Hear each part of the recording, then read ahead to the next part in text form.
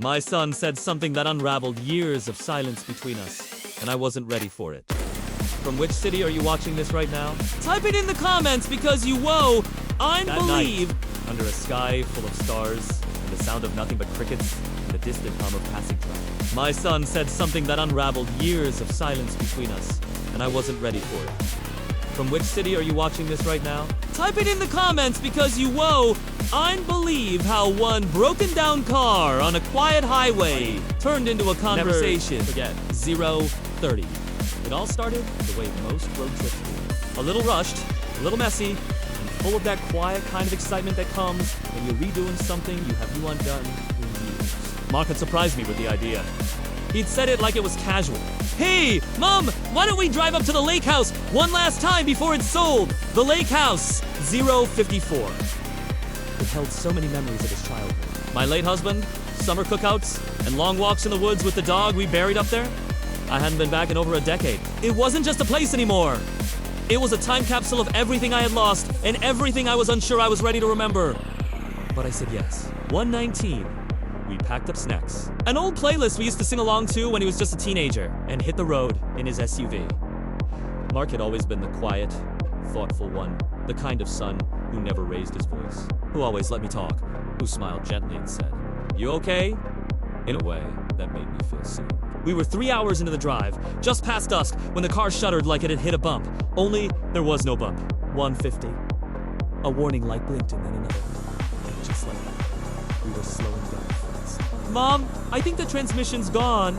He pulled over to the shoulder of a quiet two-lane highway, far from any town. The glow of headlights behind us, few and far between. We got out, stretched, and looked around. Miles of trees, a long stretch of empty asphalt, and the kind of stillness that makes you notice your own breathing. 2:20, no cell signal, he said, waving his phone in the air. I tried mine. Nothing. And just like that, we were stranded. He chuckled, rubbing the back of his neck. Guess it's just you and me. Mom, there was no rush to solve it. Just an odd calm. The kind that settles in when there's absolutely nothing you can do but wait. 2:50. We sat on the hood of the car, passing time with old stories and a bag of pretzels we found in the glove compartment. The sun had dipped below the trees, and the stars were starting to show. I haven't seen them like that in years. No city lights, no distractions, just sky. Mark laid back on the hood, hands behind his head. I followed his lead. 3:17. You know, he said, I always loved this kind of silence. It's honest. I turned my head to look at him. His profile was so familiar. A grown man now, but still with traces of the boy I used to drive to school, who'd sit beside me at the kitchen table while I paid bills. I think, he said quietly, I needed this trip more than I realized. 3:44. I didn't answer. I let the quiet hang. Let the moment breathe. He went on. I used to think we'd talk more when I was a kid, but you were always tired or sad, and I never wanted to add to that. His words hit me like a slow wave. I turned fully toward him. Mark, I didn't know you felt that way. He nodded slightly. I know! 4:80, I never said it. I just figured you had enough on your plate. After Dad died, it was like you folded into yourself. He was right. I had. And suddenly, I felt the weight of all those lost years pressing down on my chest. The missed conversations, the smiles that never quite reached your eyes. The nights I cried in bed, pretending I was asleep when he came in. 4:47, I thought I was protecting you, I said, my voice barely above a whisper. I know, and I get it now. But I guess part of me always wanted, I don't know, more. He looked up at the stars again. Not even big things, just more of you. It was such a simple sentence, but it cracked something in me. Not in a painful way. More like the way ice melts when it finally sees the sun. 5:18! I'm sorry, I said for disappearing. I didn't mean to. I just didn't know how to hold everything together. Mark reached out and took my hand gently. You don't have to explain!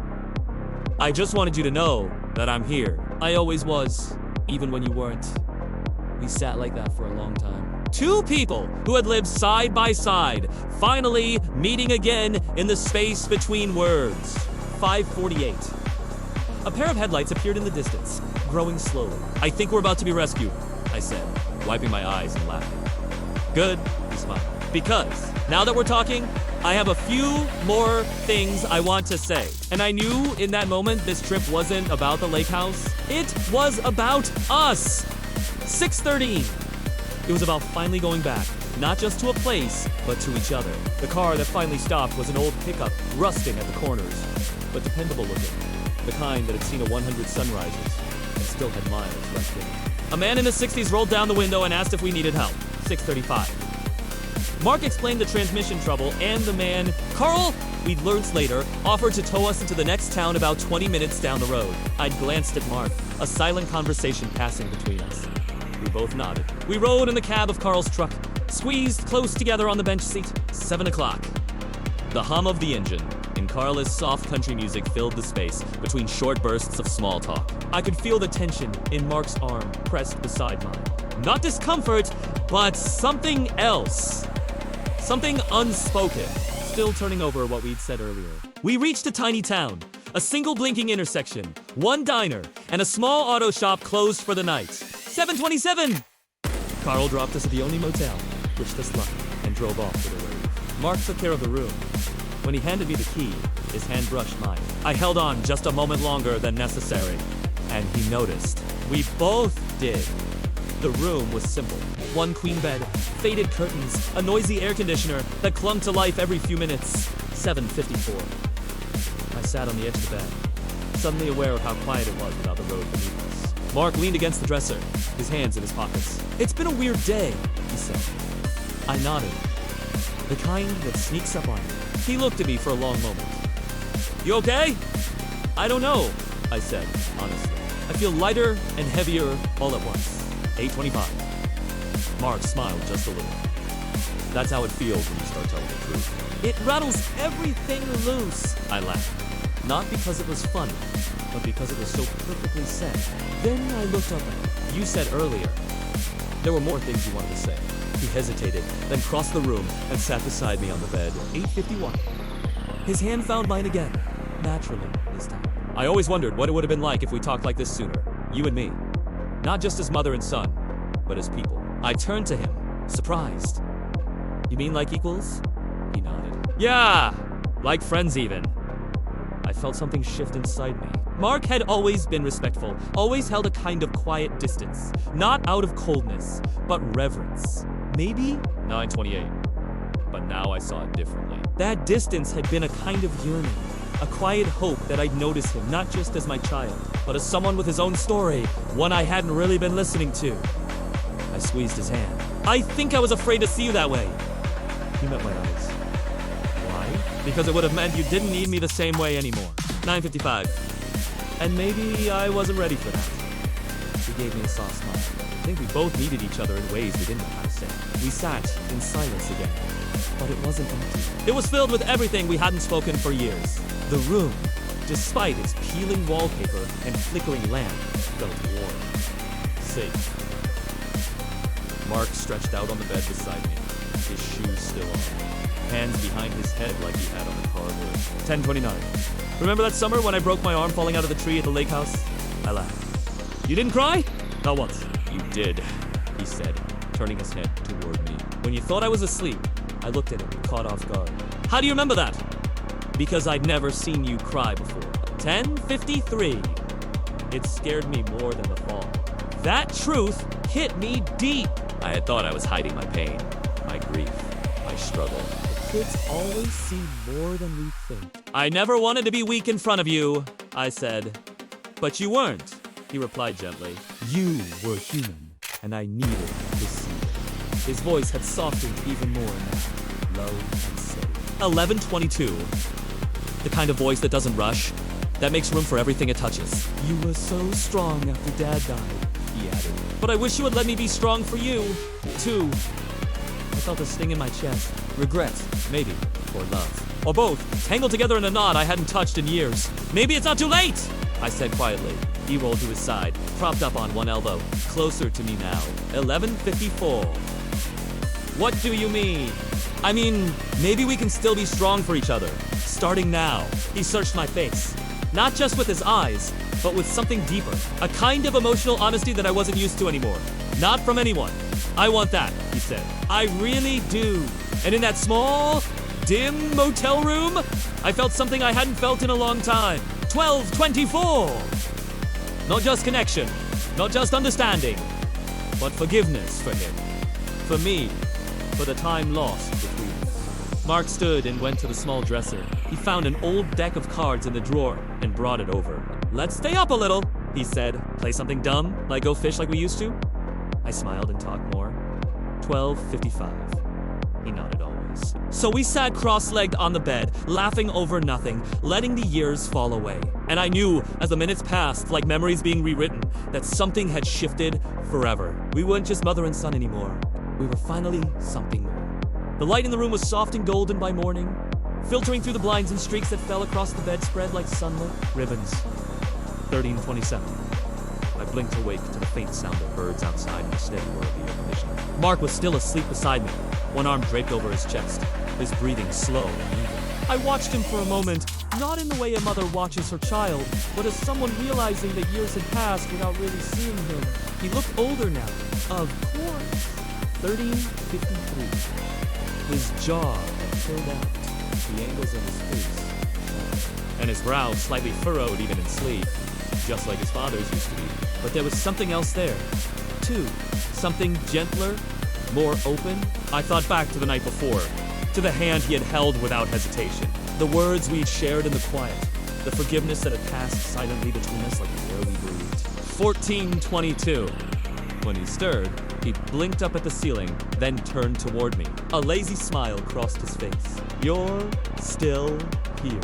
"Nowhere else I'd rather be," I said. We took our time that morning. Mark walked across the street to the diner and brought back coffee and 2 plates of eggs and toast. We ate on the edge of the bed, knees brushing, laughing quietly as we remembered old family road trips.